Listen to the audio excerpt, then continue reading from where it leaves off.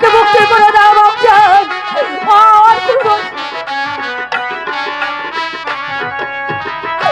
পিতা দোষে ওই হে বাবজান বন্দি কইলে তাহারে গো, বন্দি কইলে তার বাবজান।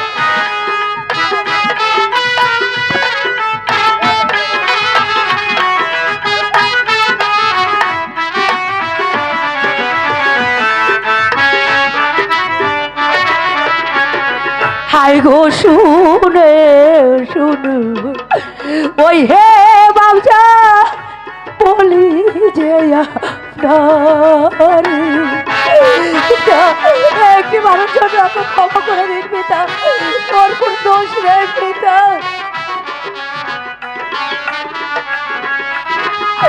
বিনা দোষে ওই হে বাবজান চাবুক মারো তারে গো, চাবুক মারো তারে। আমি তোমার পায়ে বলছি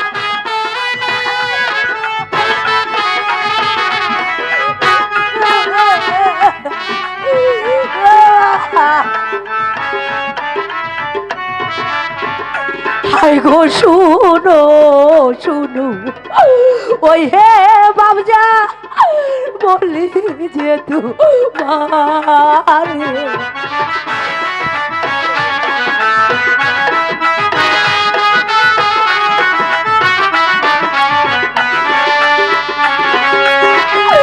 বন্ধুর কিছু হলে বাবা বাজবো নাজি বনে গো, বাজবো নাজি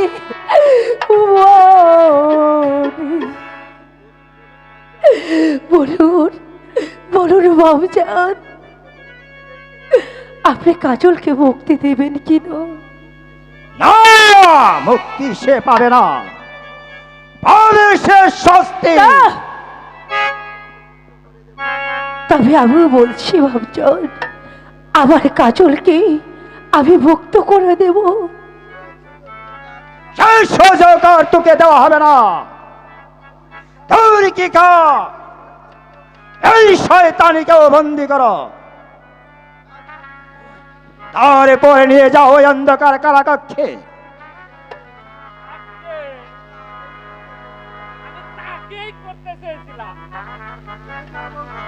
এই যা বলছি।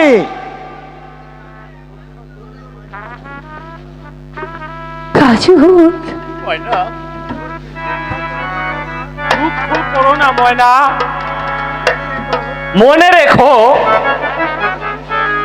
আমি আজ নিজেই নিজের হাতে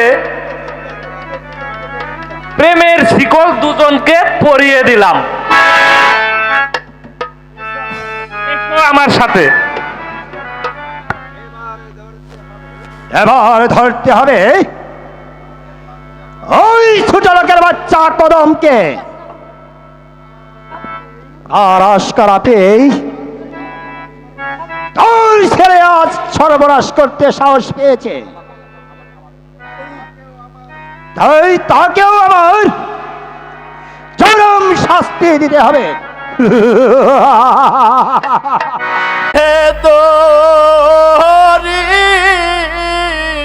পায়ে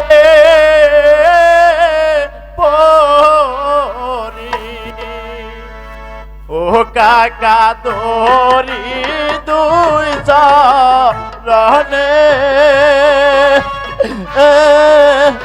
ও কাকা দরি দুই চরণে। কাকা আমাকে কাজল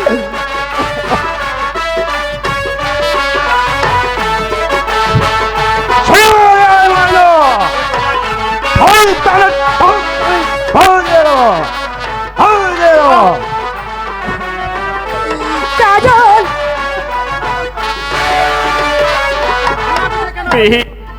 আদুষে কেন কাকা কাকা মারিছে না মারে ও কাকা মারিছে না মারে কাকা আমাকে ক্ষমা কাজল হাতে তোর পাহাড়ে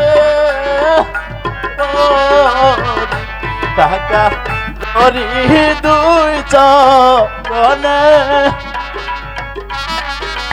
ও কাকা তোরি দুই চরণে কাকা আমাকে ক্ষমা করে দিবি কাকা অসম্ভব!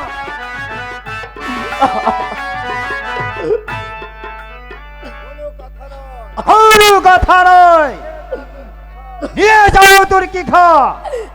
বধু ময়না কাজল দাদা বাপচান ওকে আমি নিয়ে যেতে দেব না,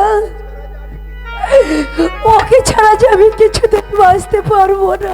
ময়না ওকে আপনি মুক্তি দিন বাবুজান, ওকে আপনি মুক্তি দিন। চলে আয় কাছ থেকে, চলে আয় বলছি। শোনা বলি বাবুজান,